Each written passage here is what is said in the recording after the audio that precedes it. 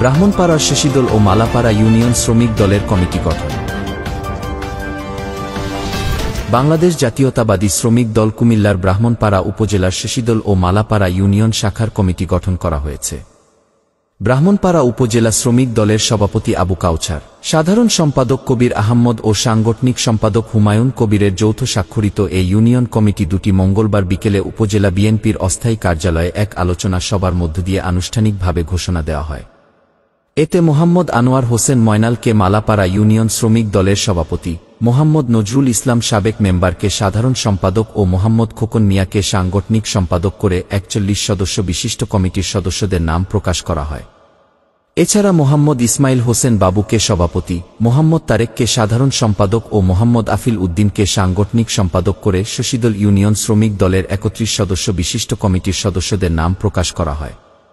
এ সময় উপজেলা শ্রমিক দলের সহ সভাপতি মুজাহিদ হোসেন খোকন, সিনিয়র যুগ্ম সাধারণ সম্পাদক গোলাম মোহাম্মদ বাকি, সহ সাংগঠনিক সম্পাদক মোবারক হোসেন মিঠু, প্রচার সম্পাদক জাহাঙ্গীর আলম, যুব সম্পাদক শফিকুল ইসলাম, সদর ইউনিয়ন শ্রমিক দলের সভাপতি রুহুল আমিন, চান্দলা ইউনিয়ন শ্রমিক দলের সভাপতি আব্দুল জলিল প্রমুখ উপস্থিত ছিলেন।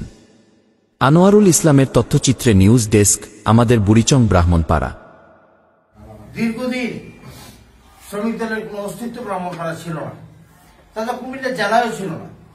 জেলা কমিটি আমার প্রিয় নেতা শ্রদ্ধাভাই জনাব তাজুল ইসলাম ভাই আহ্বায়ক, জালালউদ্দিন ভাই সদস্য সচিব হয়ে একটি কমিটি উপহার দেওয়ার পর ওনারা আমাদেরকে কমিটি করার জন্য যখন তাগিদ দিয়েছেন, তাদের সাথে আমরা যোগাযোগ করেছি, আপনাদেরকে ঘর থেকে বের করে এনেছি, আপনাদের কাছে গেছি, কে কি করেন, কোথায় থাকেন, আমরা চেষ্টা করেছি এটা কমিটি দাঁড় করানোর জন্য।